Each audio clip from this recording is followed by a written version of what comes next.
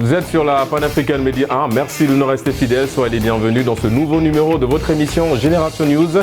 L'émission qui donne la parole aux jeunes, l'émission qui éveille évidemment la conscience de cette jeunesse qui représente l'avenir de notre magnifique continent, l'Afrique.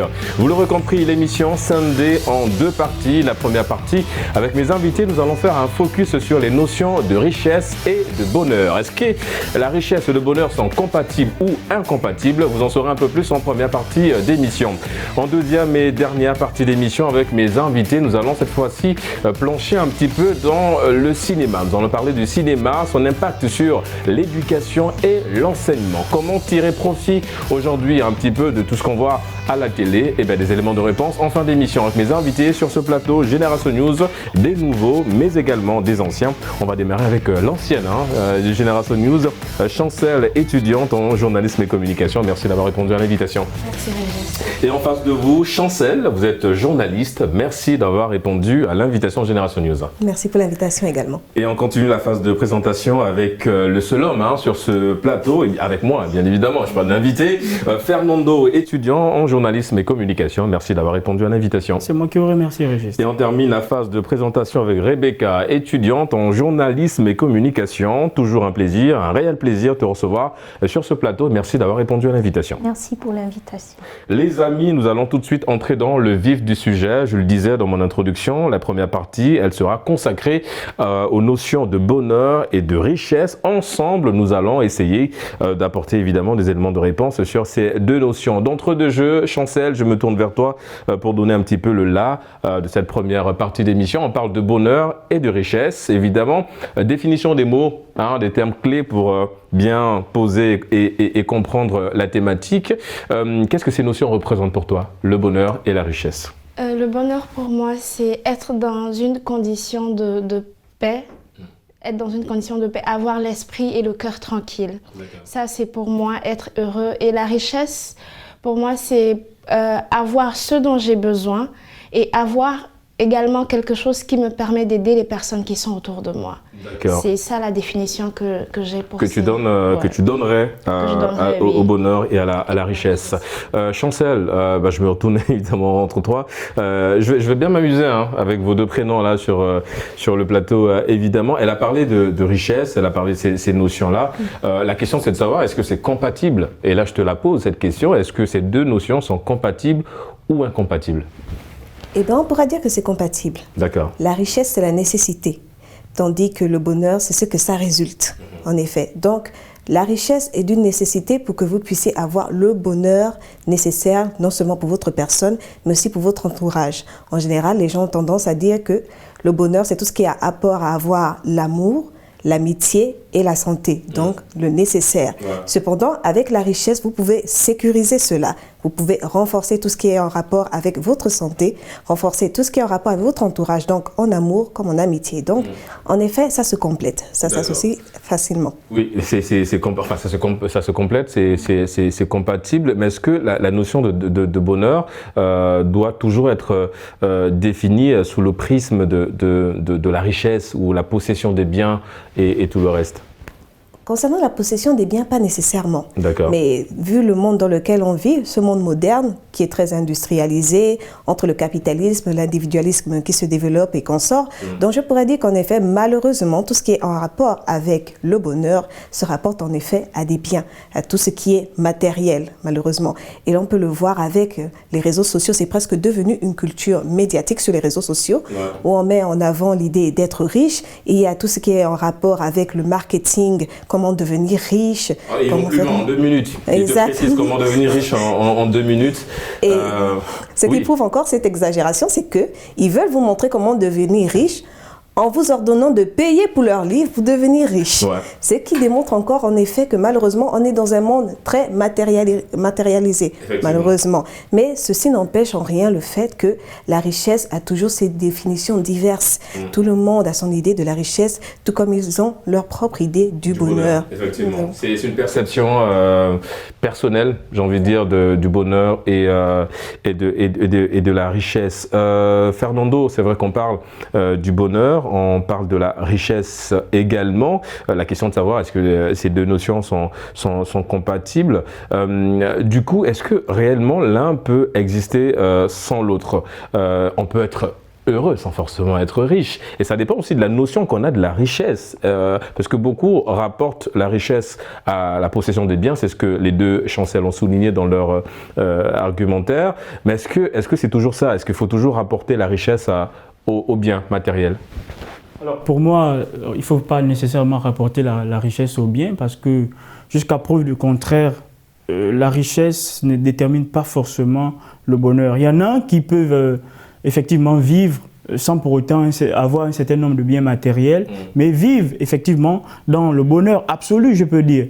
Je vais prendre l'exemple avec quelqu'un qui a sa maison, qui a du moins là où dormir, qui a sa petite famille, qui parvient à envoyer ses enfants à l'école, en tout cas a le nécessaire, mais n'a pas forcément tout le matériel. Voilà, de quoi il cette richesse. Voilà, tout le matériel où les gens peuvent effectivement dire que ça, le matériel là détermine la richesse, mais il a le minimum pour lui, se contente d'effectivement avoir ce dont il a besoin, avoir de là où dormir. Donc le bonheur, selon toi, évidemment, c'est apprendre à se contenter de ce qu'on a. C'est exactement cela. En fait.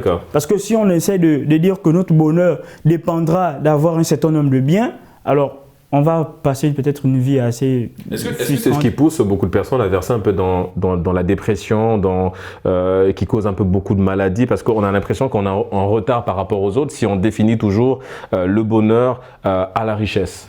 Alors, je ne vais pas dire que c'est ce qui pousse beaucoup de gens peut-être dans la dépression. Ce que je peux par contre dire, c'est que les gens sont beaucoup plus complexés avec ce qu'ils voient dehors. Et eux, ils ont tendance aujourd'hui à penser que la manière dont l'autre se présente, c'est certainement cette manière-là qui détermine le bonheur.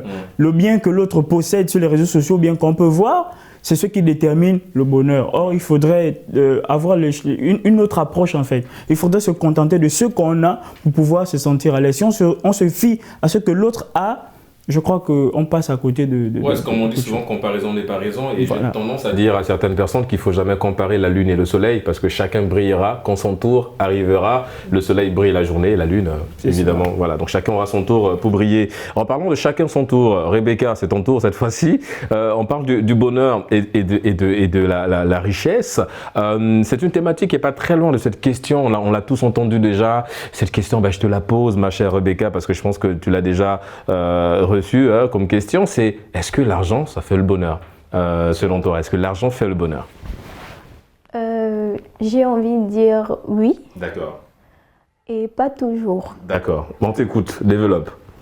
Oui, parce que on vit dans une société aujourd'hui où nous avons besoin d'argent pour répondre à nos besoins. Et en cas de maladie, par exemple, si nous n'avons pas d'argent, il peut nous arriver de perdre la vie. Et tout de suite, le malheur suit parce que qui dit décès dit malheur. Ouais. Donc, évidemment, l'argent... Quand le malheur arrive derrière, il faut... Voilà, l'enterrement... Exactement. Ça demande des moyens, effectivement. Exactement. Donc, oui, l'argent fait le bonheur. Pas toujours, c'est plus dans la façon dont on acquiert cet argent. D'accord. Ouais. Donc, c'est là où je veux faire la nuance parce que oui, je peux avoir de l'argent, mais cet argent peut ne pas me rendre heureux dans la façon dont j'acquiers cet argent. C'est-à-dire que si ça a été un détournement, un vol, autre chose, oui, il y a toujours un peu cette conscience-là qui joue. Moi, je trouve que l'argent fait le bonheur du moment où on acquiert cet argent avec une certaine éthique, avec une paix en soi. Et c'est le fait d'avoir, c'est posséder cette richesse-là, le fait de savoir qu'on a cette richesse de manière par le éthique. Fruit du travail. Voilà, c'est un peu comme, c'est ce sentiment-là qui crée en nous le bonheur en fait. D'accord, en fait on est dans une zone de confort où tout va bien, comme on a envie de dire, dans le meilleur des mondes possible. Vas-y, ferme. Par rapport à ce qu'elle disait, le bonheur, en fait, le bonheur, tu peux le déterminer dans la mesure où tu as effectivement eu de l'argent sans pour autant avoir recours à des méthodes négatives. Voilà. Ouais. Tu as de l'argent, tu es conscient que tu as obtenu de l'argent parce que tu as travaillé, tu as investi sur X ou Y projet, tu es en paix avec toi-même. Donc si je peux me permettre d'ailleurs de dénoncer, Épicure lui définit la richesse comme l'ataraxie, la paix de l'âme. Ouais. Parce que tu n'as pas de conscience... tu n'as pas de problème, voilà. Quoi. Tout va bien. Ouais. Donc c'est un peu ça. La paix de l'âme, avoir de l'argent pour avoir la paix de l'âme, c'est un peu quand même compliqué, mon cher. Oui, mais non, parce que moi je suis d'accord avec toi et avec Épicure. La paix de l'âme dans la mesure où tu ne t'interroges pas, tu n'as pas d'arrière-pensée, tu n'as pas de dette morale. Voilà. Voilà, parce que si, c'est ça en fait. Si tu as obtenu de l'argent de manière frauduleuse, évidemment tu vas t'interroger, tu as une conscience qui te reproche. D'accord. Voilà. Donc si tu as un niveau où tu ne te reproches de rien, je crois que tu es dans une certaine paix de l'âme. Mais c'est ça le bonheur. D'accord. Du coup, Rebecca, c'est quoi ton rapport avec l'argent aujourd'hui? Bon, on va dire un rapport amical, hein, parce que on vit dans un monde capitaliste, nous avons besoin d'argent. Oui, mais est-ce que justement ce besoin te conditionne, toi, dans tes envies, dans tes aspirations? Non, non. D'accord. Non, pas du tout. Je dirais, j'aspire plus au bonheur. Et mais si pas pour forcément lié à l'argent? Non, pas forcément lié à l'argent. Pour moi, déjà, j'ai envie de dire que le bonheur, c'est quelque chose c'est un état d'esprit, le bonheur. Exactement. Donc, tu peux avoir l'argent et ne pas être dans un bon état d'esprit. Tu peux ne pas avoir le bonheur parce que, justement, le bonheur ne s'attache pas forcément à la richesse. C'est un état d'esprit à longue durée. J'ai envie de prendre un exemple, par exemple, permettez-moi, si on nous remet une somme d'argent, on remet une somme d'argent à deux personnes et on dit... cet argent-là, tu vas le dépenser rien que pour toi, juste pour toi. Et on va donner à quelqu'un d'autre la même somme d'argent et on va lui dire, cet argent-là, tu vas dépenser ça par exemple pour une bonne œuvre ou pour une bonne cause. Et la troisième personne, on va dire, cet argent c'est pour toi et quelqu'un d'autre. Vous voyez? Donc, à la fin de l'expérience, forcément, lorsqu'on réunit les expériences, on va se dire, selon les sommes qui ont été données à tout un chacun, l'expérience de celui qui a dépensé l'argent pour lui-même ne sera pas la même que des deux autres personnes. Oui, qui ont dépensé pour les autres. Exactement. Il va se dire, bon, j'ai acheté ça, c'est fini quoi. Ça ne m'a pas apporté vraiment l'état de bonheur qui est censé être sur une durée longue, sur une longue période. Pour cette personne sera de courte durée parce que il n'y a pas eu d'échange, il n'y a pas eu le partage. Il n'y a pas eu de partage, exactement. Exactement, il n'y a pas eu de partage, contrairement à la personne qui va se dire, parce que lorsqu'on fait une bonne œuvre, on se sent, j'ai envie de dire, on sent un bonheur, comme on dit que celui qui donne, il y a plus de bonheur à donner qu'à recevoir. D'accord. Donc, donnez-moi. Exactement. Donc, forcément, c'est une expérience en fait que l'on peut vérifier. Forcément, tu vas te dire, moi j'ai ça, mais le fait quand tu vas aller t'endormir, en fait, j'ai envie de dire, le soir, quand tu vas te coucher, tu vas te dire, bon, j'ai eu de l'argent, j'ai acheté. Mais bon, ça ne change rien de ma manière de fonctionner habituellement. Contrairement à la personne qui va dire, bon, j'ai eu une connaissance, telle et telle dans telle situation, j'ai apporté. Exactement. C'est pas le même sentiment. Effectivement. Ça, c'est plus d'un côté personnel. Parce que si on va du côté de la jeunesse africaine, pourquoi ils veulent chercher à être riches? Parce que leur pensée est collective. Je veux être riche pour rendre papa et maman fiers.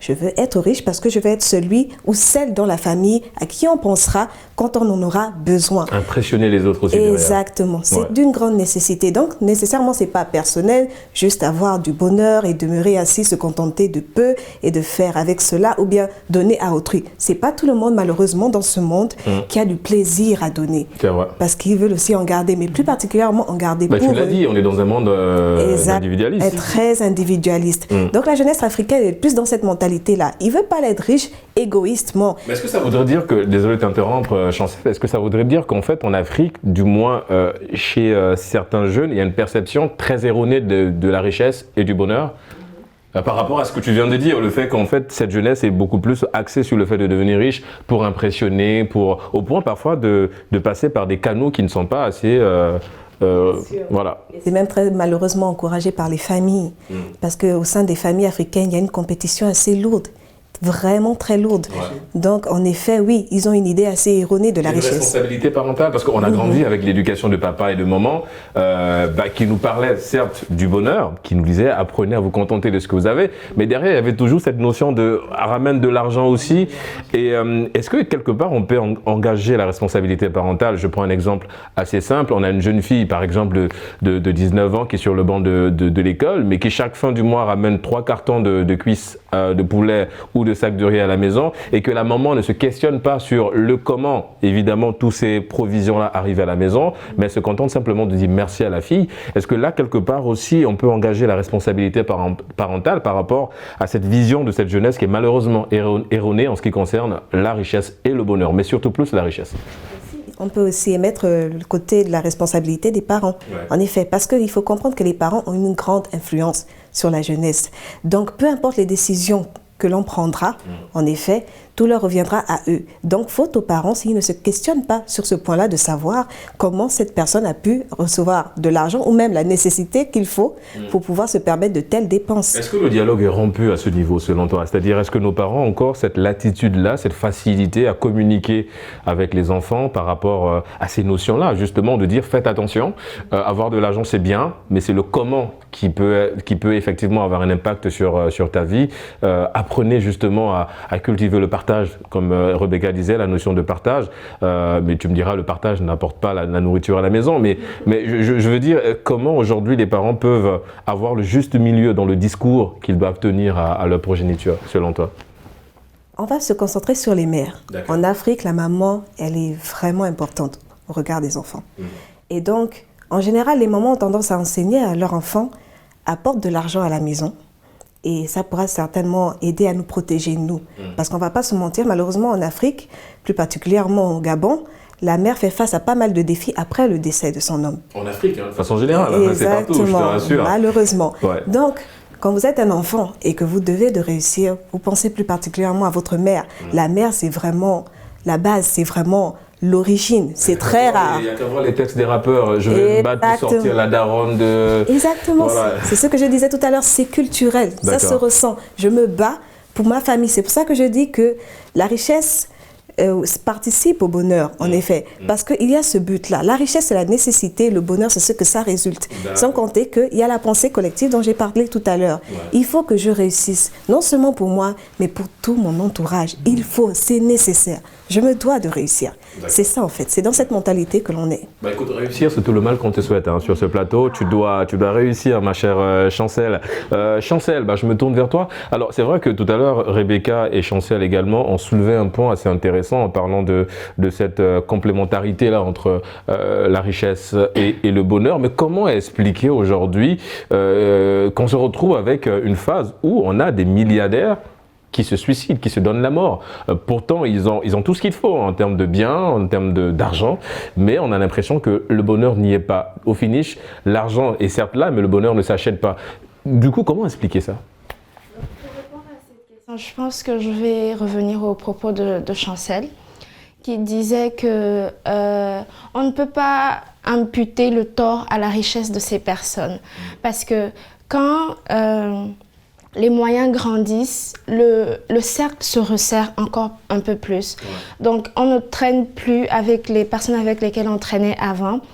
Et on s'isole parce qu'on a peur que les gens m'approchent parce que j'ai de l'argent. Si c'était que je n'avais pas de l'argent, les gens ne m'auraient pas approché.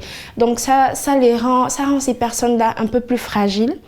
Ce qui fait que ces personnes s'entourent dans leur cocon. Ils sont parfois victimes de dépression. Exactement. Et le fait de rester seul, de n'avoir personne à qui se confier, personne avec qui rire, personne avec qui sortir pour passer du bon temps, ça rend vraiment dépressif. Et quand la dépression s'accumule, à un moment donné, on juge beaucoup mieux. Oui, on juge mieux de sauter la vie. Mais comme je le disais tantôt, on ne peut pas imputer la décision à la richesse que la personne a, mais c'est ce que cette richesse engendre en fait. C'est ça. Plus on devient riche, plus on prend des risques de s'isoler complètement. Oui. D'accord. Oui. C'est justement ça, parce que on se retire et on se met beaucoup en question, parce qu'on commence à questionner la sincérité du sourire de tout un chacun. On devient un petit peu parano, exactement. C'est ça en fait, parce qu'on se dit que j'ai dit quelque chose aujourd'hui. Après, je me rends compte que ce que j'ai dit un peu plus tôt, c'était pas vrai, mais la personne qui était à côté de moi a acquiescé. La personne a donné son accord, alors que ce que j'ai dit, c'était pas bien, et cette personne ne m'a pas corrigé.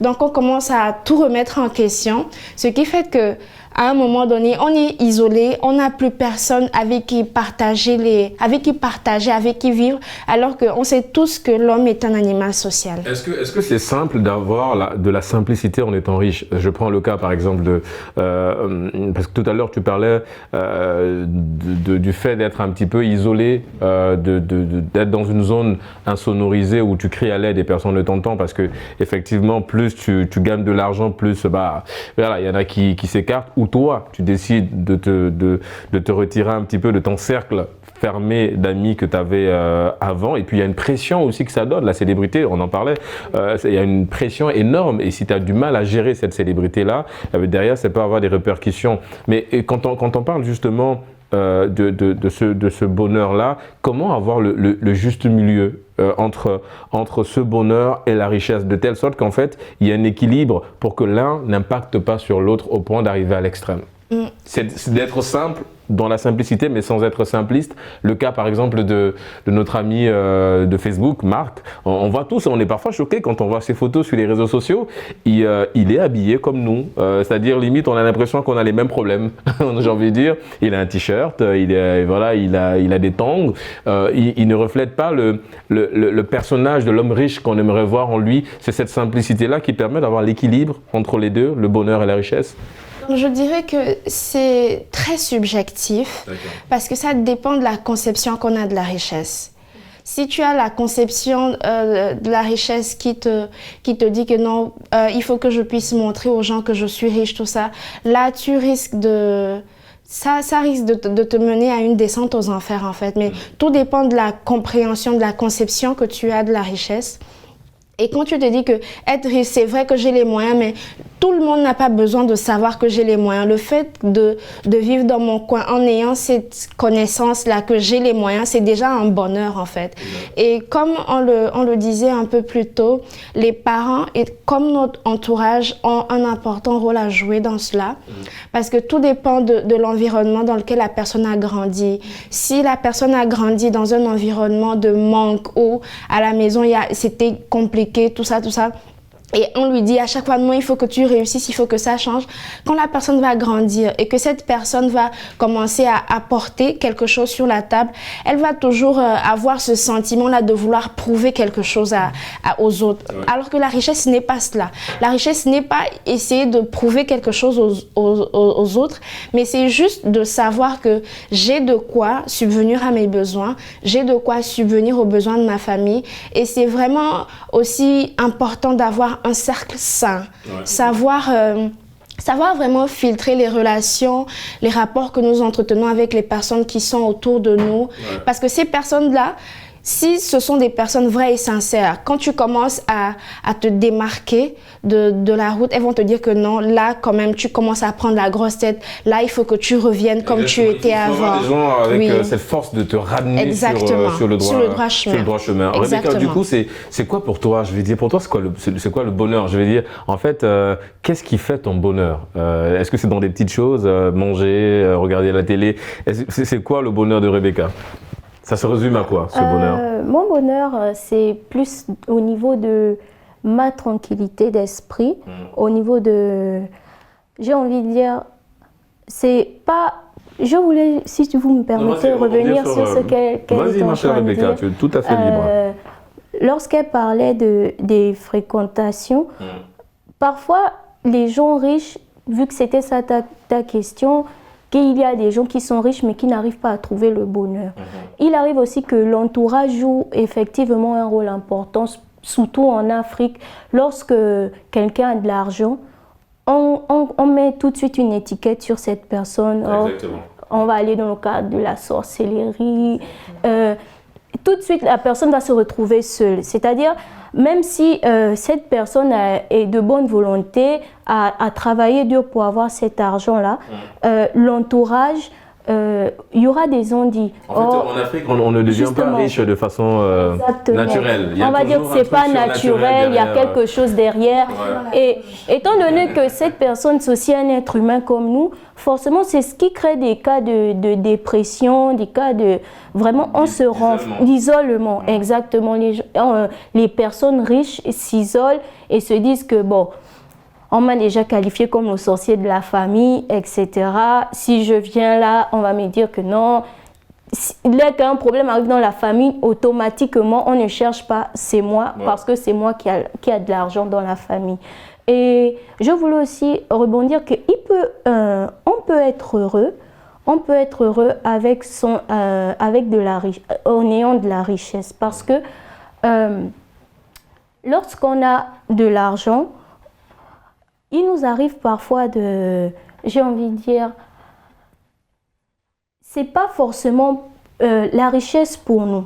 La richesse, c'est, si on a des facultés, ça peut être une richesse intellectuelle. Bah oui, c'est pourquoi je disais, pourquoi on rapporte toujours la richesse à la possession matérielle. Ça peut être une richesse, si tu es moralement, et intellectuellement stable, c'est une richesse pour toi. Bien sûr. Parce que lorsque le manque va venir, lorsque le manque va surgir, tu seras en paix.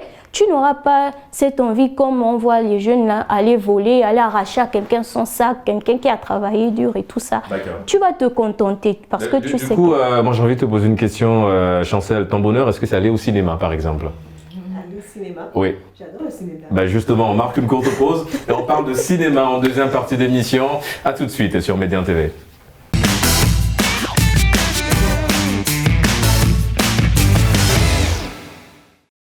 De retour sur le plateau de Génération News pour la deuxième et dernière partie d'émission. Justement, avant la pause, je vous l'annonçais, on va parler de cinéma. On ira aujourd'hui dans des salles de cinéma pour comprendre l'impact, évidemment, sur l'enseignement et l'éducation.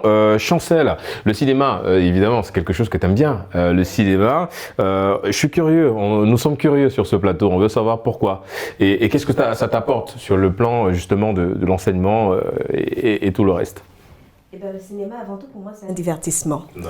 Je suis très observatrice de ce monde et malheureusement, il se passe tellement de choses, tellement d'événements négatifs que le cinéma me paraît comme étant un moyen pour moi de m'évader, en quelque sorte, à travers la fiction ou même des biopics. Et maintenant, en termes d'enseignement, c'est vrai que le cinéma enseigne pas mal de choses. Et il y a pas mal d'histoires à apprendre.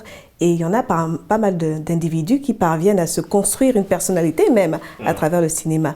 Parce que c'est un outil de communication tellement puissant qu'il est presque difficile de ne pas penser à deux fois après avoir regardé un film. On parvient à se construire, comment on appelle ? Moi j'ai déjà, non par rapport à ce que tu dis, alors il y a un styliste, je crois qu'il est gabonais, qui s'est lancé aujourd'hui dans la vente des costumes de luxe, tout simplement parce qu'il a regardé une série qu'on a tous regardé ici, Suits, les avocats sur mesure, et en regardant cette série, il était tellement passionné par le personnage principal, Hervé Specter, je crois, si j'ai bien retenu, et qui s'habillait toujours de façon classe, et il se dit, tiens, je veux m'habiller comme lui, et de là il a pris goût à s'habiller, il a lancé sa boutique. Donc c'est pour rejoindre un peu ce que tu disais, ça peut impacter et ça peut créer évidemment des idées, des entrepreneurs et en regardant évidemment le cinéma. Chancel, elle a parlé du cinéma, elle a parlé de l'impact également en termes d'éducation et d'enseignement. Faut-il aujourd'hui insérer, on va dire, cette routine-là aussi dans l'éducation des plus jeunes, c'est-à-dire pour les parents, faire des petites pauses cinéma les week-ends de temps en temps pour essayer d'apporter cette forme d'éducation. Comment aujourd'hui le cinéma peut éduquer les plus jeunes? Je dirais que c'est quelque chose d'important, comme Chancel l'a dit avant moi. Et inciter au cinéma serait très intéressant. Parce que moi, je me dis que tout ce que les livres ne m'ont pas appris, j'ai appris ça à la télé. Donc, C'est vraiment important de marquer un temps de pause, mais veiller à ce que ça puisse rester un divertissement, pas que ça soit une corvée.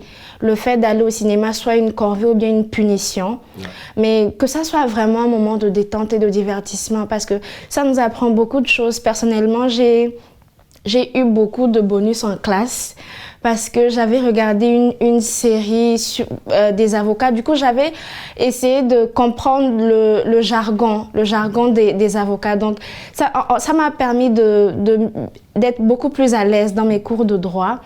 Et aussi, en SVT, je pense, quand j'étais en 4e, j'ai appris beaucoup au travers des dessins animés. J'ai appris les geysers, j'ai appris plein de choses, oui, au travers des dessins animés.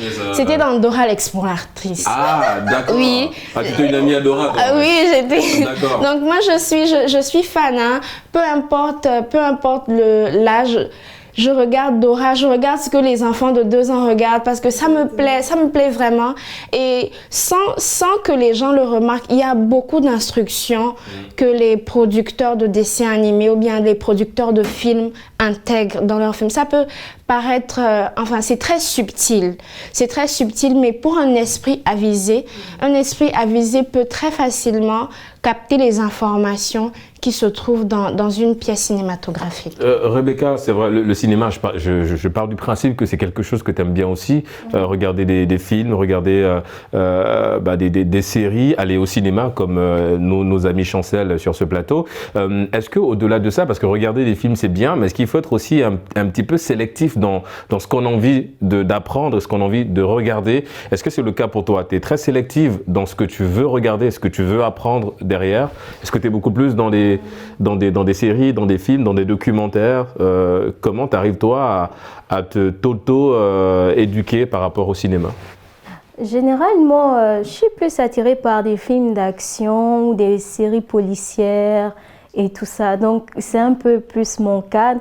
Je regarde beaucoup plus les séries policières ou encore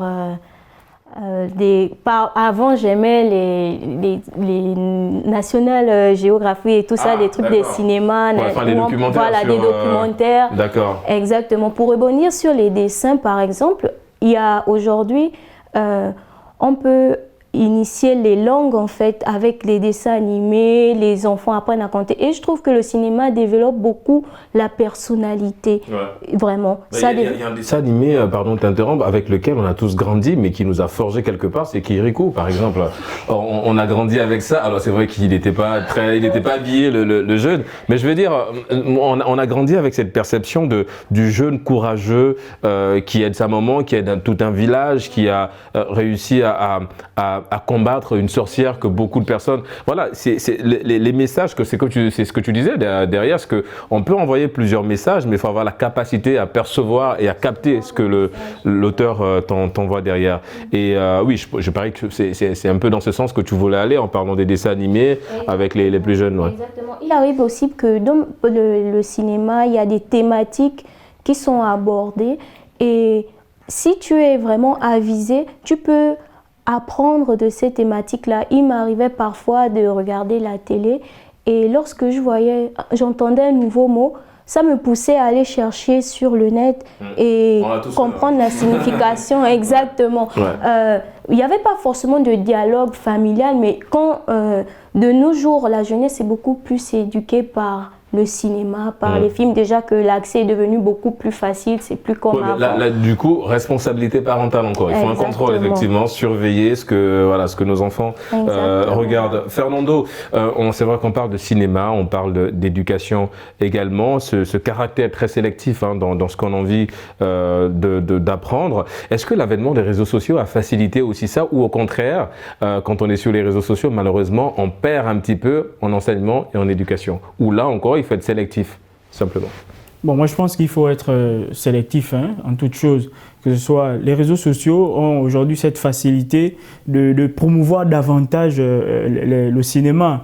Mais si on essaie de s'orienter sur ce qu'on veut, je crois qu'il s'impose forcément la nécessité de sélectionner par rapport au contenu qu'on veut regarder. Parce que moi, par exemple, lorsque je veux regarder un film, j'ai tendance à regarder d'abord le synopsis. Si ça me parle, je vais tout de suite cliquer sur le film. Si ça ne me parle pas, alors je passe outre, j'essaie de regarder autre chose. Donc, il y a cette... T'es beaucoup plus science-fiction Non, je suis beaucoup... Comédie, aventure? Je suis beaucoup plus comédie, science-fiction. D'accord, pas trop. Comédie, oui, je suis beaucoup plus comédie. D'accord. Bon, t'inquiète, on a noté la prochaine fois quand on ira au cinéma. Ce qu'il faut surtout dire, c'est que le cinéma, comme les autres l'ont un peu dit, c'est aujourd'hui... C'est un outil de communication. D'ailleurs, ça fait partie des médias de masse qui participent énormément à éduquer, à enseigner. Exactement. Et c'est un outil encore aujourd'hui qui doit être peut-être repensé. Il faudrait que les réalisateurs essaient de réfléchir à comment produire dans une certaine manière où ils vont essayer d'apporter, de divertir, mais également d'informer, d'instruire, parce qu'aujourd'hui, je crois qu'il y en a qui se lancent un peu dans beaucoup plus d'amalgame. Il y en a qui font seulement le cinéma pour dire je veux être producteur, pour avoir l'étiquette quand même d'être producteur. Mais le fond, c'est que le film peut être vide. Il n'y a pas de... Quand tu essaies de regarder le message, il n'y a rien en fait. Il n'y a pas de thématiques qui sont abordées, il n'y a pas d'effets sociaux qui sont soulevés. Mais c'est surtout qu'en fait, pour aller dans le même sens que toi, parce qu'on a un petit peu effectivement des réalisateurs qui veulent juste avoir le palmarès du nombre de films réalisés. J'en ai 20, j'en ai 25, j'en ai 50. Mais effectivement, quand tu regardes le film, dans la forme, il est vide. Il est vide parce que un film n'est pas juste là pour dénoncer, il est là pour proposer aussi des solutions derrière. Mais si on dénonce et qu'on ne propose pas, au finish, on sort de là avec aucune substance assez intéressante à retirer. En parlant de proposer, ma chère Chancel, vu que toi tu es très à l'aise côté cinéma, tout le monde aussi est visiblement sur ce plateau, alors est-ce que tu es beaucoup plus à l'aise avec des biopics? Est-ce que les biopics c'est beaucoup plus cet outil-là justement d'enseignement, de communication? Récemment il y a un biopic qui est sorti sur une légende de la musique, je ne sais pas si vous êtes déjà allé regarder, sur Bob Marley. Il y a plusieurs biopics également qui sortent chaque année. Est-ce que les biopics parlent mieux, enseignent mieux que d'autres genres au cinéma? Pour ça, je vais répondre que l'éducation américaine l'a bien comprise. Parce que aux États-Unis, en effet, il y a des cours, non pas des cours, mais des moments de pause où on fait visionner aux élèves quelques films. Et ces films, c'est plus là pour aider concernant leur éducation et leur connaissance. Maintenant, en Afrique aussi, au Rwanda aussi, ils le font. Hein. Oui, ils l'ont donc compris. Rwanda, le côté anglophone, ils l'ont donc compris. Mais sinon, du côté des biopics, c'est vraiment nécessaire parce que ça met en avant la vie et le vécu des individus qui ont réellement existé et ont impacté des vies.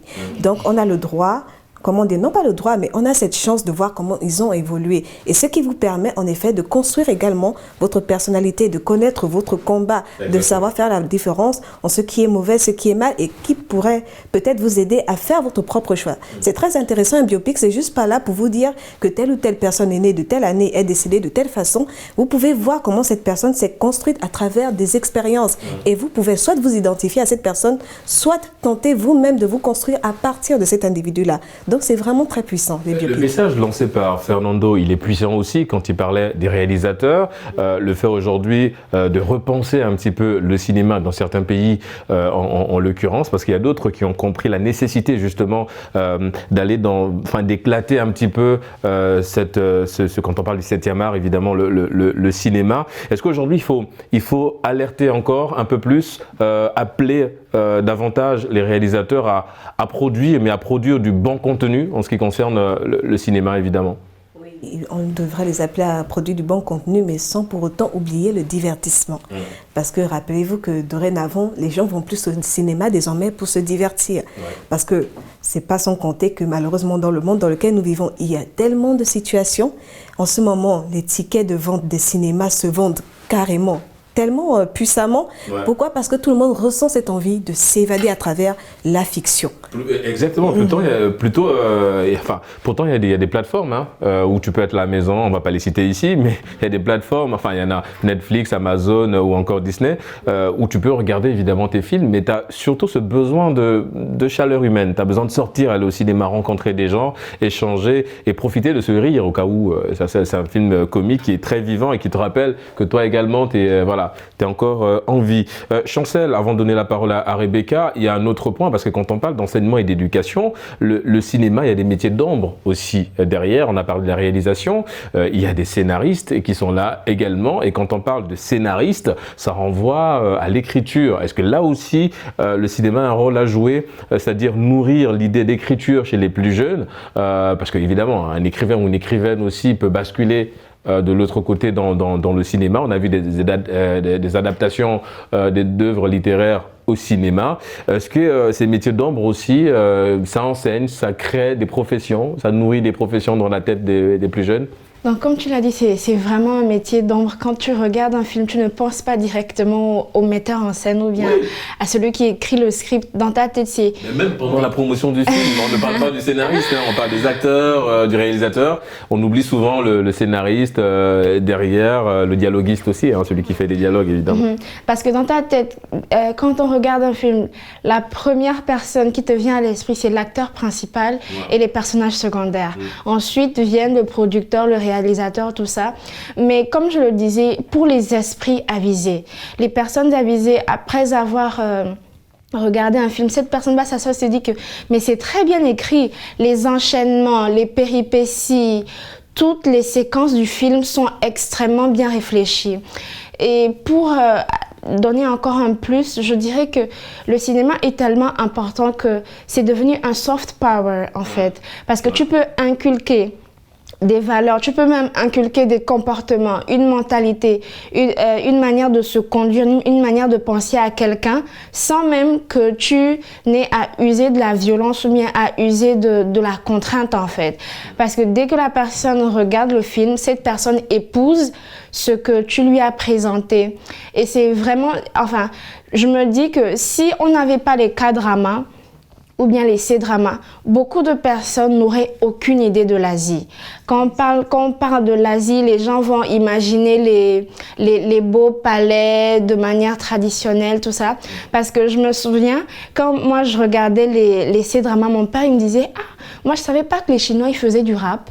Donc c'est avec la télé, avec le cinéma que mon père il a commencé à découvrir, ah les Chinois ils font du rap, les Chinois ils peuvent parler russe, les Chinois peuvent faire ça, parce que il avait une idée un peu plus figée sur les Asiatiques. Donc je me dis que vraiment les K-dramas sont venus donner une nouvelle vision de nous les Africains. La vision qu'on a de l'Asie a maintenant changé, et cela grâce au K-drama. Mais comme tu le disais, c'est vraiment important de produire quelque chose de qualité pour que les personnes qui te suivent puissent se dire que ah, ça c'est un bon contenu. Moi, de mon côté, j'ai envie d'adopter cela comme profession. Et c'est vrai que ça va plus loin. Chancel l'a souligné au début de cette deuxième partie, quand elle parlait évidemment du mimétisme, le fait d'aujourd'hui de mimer un petit peu ce qu'on voit chez un personnage, dans une série ou bien dans un film. On a grandi avec des dessins animés, en tout cas pour nous les garçons, les plus jeunes, je sais pas si les femmes aussi, avec un dessin animé, enfin c'est un manga. Enfin, il y a Dora, oui, Dora pour notre ami Chancel, avec Shipper, c'est bien ça? Avec Shipper, d'accord, mais nous on a grandi avec des mangas, du coup Dragon Ball Z ou encore Naruto, et même au-delà de simplement d'apprécier les combats qu'on voyait à l'intérieur, ces personnages effectivement robustes il y avait toujours ce lien à la famille, au dévouement, à la protection, et c'est des notions avec lesquelles on grandit, le sacrifice. Également, ce sont des notions avec exactement le don de soi. C'est des notions avec lesquelles nous on a grandi, en tout cas en regardant ces mangas ou encore ces bandes dessinées. Oui, Chancel, tu veux rebondir sur un point? Oui, j'aimerais revenir sur le point des réseaux sociaux. D'accord. Parce qu'étant donné que dorénavant, nous sommes dans une société où on peut se montrer productif et pas seulement spectateur, j'ai remarqué que sur les réseaux sociaux, les gens ont désormais tendance à créer des comptes sur YouTube où ils analysent beaucoup plus des scènes de films et consorts. Et ça aussi, c'est très intéressant parce que ça démontre qu'ils ont été éduqués sur la chose. Ils ont eu à percevoir et à observer. Ils ont remarqué que leur vision, quand ils étaient tout petits, est totalement différente de ce qu'ils peuvent désormais voir quand ils sont tout grands. Par exemple, la différence entre le méchant et le gentil. Mais quand tu grandis, tu te rends compte que le méchant peut-être avait ses raisons. Exactement. Exactement. Donc ces analyses-là démontrent qu'en effet, le cinéma fait partie de l'éducation parce que même en grandissant dorénavant, il y a pas mal de fans qui analysent et qui encouragent d'autres téléspectateurs à analyser également. Exactement, mais c'est tellement pertinent ce que tu viens de dire parce qu'il y a 2 jours, j'ai échangé avec un ami et en fait, je me suis rendu compte à quel point les cantines qu'on chantait quand on était plus jeune, en fait, on les maîtrisait pas et quand tu grandis, tu te rends compte qu'en fait, c'était beaucoup plus des cantines qui nous poussaient à faire des mauvaises choses. C'est-à-dire que quand on a vu, vous connaissez celle-là, ma copine à l'envolée. Et on a grandi avec ça, ma copine à l'envolée, on se cache en bas du lit. Et en fait, on comprend à quel moment on fait l'apologie du vol dans le truc, en fait. Et il y a ma grand-mère avait mal au dos, c'est ce que le docteur m'a dit. Et derrière, c'était youpi. À quel moment tu te réjouis de savoir que ta grand-mère, elle a mal au dos? En fait, donc, il y avait tellement des petites choses comme ça. Tu dis, ah ouais, mais quand même, c'est avec du recul, on s'en rendait pas compte. Mais ça a peut-être agi quelque part ou impacté sur notre éducation. Mais c'est pourquoi je disais, va falloir qu'on en repense un petit peu les cantines quand même en Afrique. Il va falloir qu'on les change un petit peu. Parce que c'est assez compliqué quand même. Rebecca, le cinéma et l'apprentissage, est-ce que c'est des discussions par exemple que tu as déjà eues avec papa, avec maman autour d'un film? Est-ce que vous avez échangé sur un personnage ou par rapport au mimétisme dans Chancel à soulever? Est-ce que ça t'arrive parfois de t'identifier à un personnage dans un film au point où ça agit sur ta personne, où tu changes, agir de façon positive bien sûr? Est-ce que ça t'est déjà arrivé? Oui, énormément de fois. Déjà, dans le cadre de la famille, lorsqu'on regardait des films en famille, il arrivait que mon père disait à la fin, c'est quoi la leçon à tirer de... un petit résumé du film, d'accord. Chacun doit donner la leçon qu'on doit tirer du film. Il s'appelle comment ton papa? Il s'appelle Dieudonné. Papa Dieudonné. Bravo papa Dieudonné. Parce que oui, je pense qu'on a eu le même père. Alors moi j'avais une tante qui faisait la même chose. C'est-à-dire que tu termines la série, un film, tu fais un résumé. Bravo à papa Dieudonné pour la méthode. Et il arrivait parfois des scènes vraiment gênantes. Lorsqu'on a des conflits par exemple, lorsqu'on a des mésententes, et ça nous apprenait souvent pour le choix des films le pardon. La diplomatie. Exactement. Et lorsque on était en conflit, tu vois dans le film qu'on regarde exactement les sœurs ou les frères sont en conflit et après il y a la réconciliation et on est là, on se regarde en mode non, moi je veux pas demander pardon.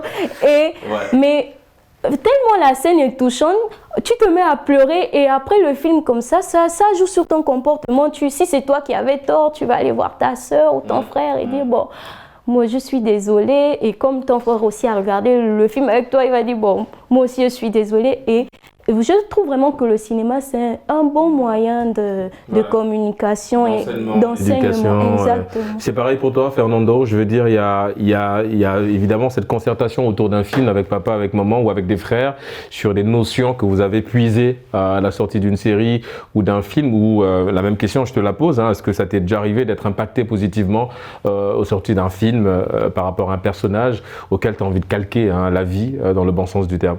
Alors, quand vous me posez cette question, ça me fait me souvenir d'une série que j'avais regardée. J'ai regardé le personnage de Raymond Reddington. Ouais. Il est impressionnant. C'est quelqu'un, limite. Là-dedans, c'est vrai qu'il y a l'apologie du grand banditisme, mais il y a ce personnage-là qui est assez charismatique, qui est d'une intelligence absolue. J'ai envie de dire quand même que c'est quand même un personnage réussi. Ouais. Moi, quand j'ai regardé ça, j'ai discuté avec des frères qui ont aussi regardé ça. On a apprécié la série, on a en tiré des leçons. Le fait que c'est un personnage qui sait non seulement enfouir des secrets au fond de lui, qui sait également être protecteur. Vous voyez, c'est vrai que derrière, comme je le disais, l'apologie du grand banditisme, parce qu'il a aussi un mauvais fond, il faut le dire.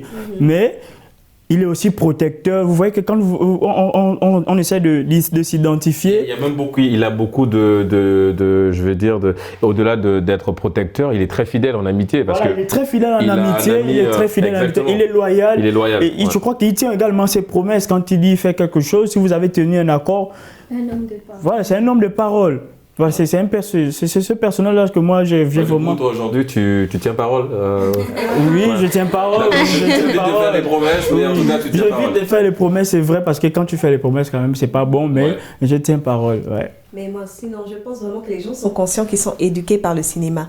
Parce que si vous observez, si vous observez par exemple sur des statuts WhatsApp, les gens ont tendance à mettre en photo un des personnages favoris et des citations.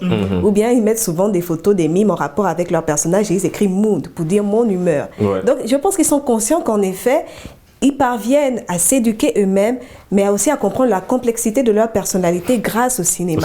Ils s'identifient à un personnage. Ils parviennent à découvrir le fait qu'ils ont un bon fond, mais ils peuvent également se permettre d'avoir un mauvais fond par moment grâce à ces personnages-là. Donc oui, c'est vraiment une culture très présente et on peut le percevoir justement. Les gens sont conscients qu'en effet, ils sont attirés par le cinéma, mais en même temps éduqués par cela. Et ils le démontrent. Mais évidemment, parce que là, on est en train de parler, tout est beau, tout est rose dans le cinéma. Mais malheureusement, Chancel, il y a des productions qui peuvent impacter négativement la jeunesse africaine. Et ça, on le voit un petit peu aujourd'hui. En première partie, Rebecca avait soulevé le point des agressions, des vols et tout le reste. Malheureusement aussi, on a grandi avec ces films-là. Alors moi, je me souviens, il y avait un film qui pour le coup, à un moment, avait même d'ailleurs, ça a été interdit de diffusion au Gabon à un certain moment, mais je pense qu'on a grandi avec ce film-là. C'était Zé Pequeno, je crois. C'était un film au Brésil, où La Cité des Dieux, exactement. C'est ton film préféré, La Cité des Dieux? Bon, d'accord. Bah, tu vois, j'ai une belle culture quand même. Du coup, La Cité des Dieux, à un moment donné, ça a été interdit parce que c'est, tu vas nous parler évidemment de ce film-là, parce qu'il y a beaucoup de violence quand même. Il y a l'apologie de beaucoup de choses, malheureusement négatives. Du coup, comment faire attention? Est-ce qu'il va falloir aujourd'hui pour les réalisateurs en Afrique de revoir un petit peu, de repenser la façon de faire le cinéma dans l'écriture, évidemment, pour ne pas faire l'apologie de toutes ces choses qu'on vient de citer? Donc, tout d'abord, je dirais que le cinéma, c'est un outil culturel. Le cinéma, c'est vraiment pour montrer la culture, les manières de vivre, de se comporter, de penser, tout ça. Et je dirais qu'il faut que tout artiste puisse s'adapter au contexte dans lequel il est. Parce que les réalisateurs, ils sont dans nos pays, ils connaissent les réalités auxquelles nous faisons face et ils savent de quoi on a besoin. Donc, parce que moi, je me dis que l'artiste, c'est vrai, il doit montrer le beau, il doit produire le beau, il doit essayer de divertir, mais aussi l'artiste a cette responsabilité-là de contribuer à l'évolution de son pays. Je prendrai pour exemple, il y a un poème qui me parle, un poème que j'aime beaucoup, c'est Le Pain des Landes. Et ça montre le rôle que l'artiste a dans sa société. Donc, pour vraiment essayer de guérir les maux dont notre société souffre, l'artiste, il a quand même une responsabilité. Il se doit quand même de faire des productions qui vont aider la jeunesse. Pas que celle-ci s'assombrisse, pas que celle-ci coule, mais il faut vraiment que l'artiste puisse être conscient de cette responsabilité-là qui lui incombe. Parce que le public qui le regarde, c'est un public c'est un très grand public en fait. On ne peut pas mettre un chiffre dessus parce que le film sort tel jour, des siècles après, il y aura toujours des gens qui vont le regarder. Et ce film-là aura nécessairement un impact. Les jeunes, après, ce sont des éponges, hein, donc ils absorbent un petit peu tout ce qu'ils voient. Les amis, c'est vrai que c'est très passionnant, mais malheureusement, nous sommes arrivés au terme de cette émission. Chancel, est-ce que tu as une personne à saluer vite fait? Je rappelle que tu es journaliste, merci d'avoir participé à Génération News. Une personne à saluer vite fait, papa, maman? Évidemment, papa, maman et mon petit copain à la maison. Oui, papa, maman, c'est le nom de papa? Le nom de papa? Oui. Thierry. Oui, et maman? Ma mère Estelle. D'accord, et on salue le copain, le chéri. Jeffrey. Voilà, d'accord. Rebecca, une personne à saluer vite fait, merci d'avoir participé à l'émission. Merci également de m'avoir invité encore. Je tiens juste à saluer papa, Wangui Dieudonné. Tu vois, j'ai retenu le prénom. Wangui Dieudonné, toute ma famille, je vous aime. Merci beaucoup de regarder. D'accord, on salue toute la famille. Chancel, vite fait, une personne à saluer. Alors moi, je salue les parents, la famille, tout le monde. Et je salue aussi mes amis Otniel et Rocky. D'accord. Fernando. Je fais un gros coucou à ma famille depuis le Gabon, à mes frères et sœurs, mes amis. Voilà, tous mes nièces et mes neveux, ils sont nombreux. Voilà, je vous fais plein de bisous. Il a voulu éviter les problèmes, donc il salue tout le monde, évidemment. Vous l'aurez compris, c'est la fin de cette émission. Merci de l'avoir suivi. On se donne rendez-vous samedi prochain pour d'autres thématiques liées à la jeunesse. Et d'ici là, n'oubliez pas, quoi qu'il arrive et quoi qu'il advienne, gardez le sourire en compagnie de nos programmes.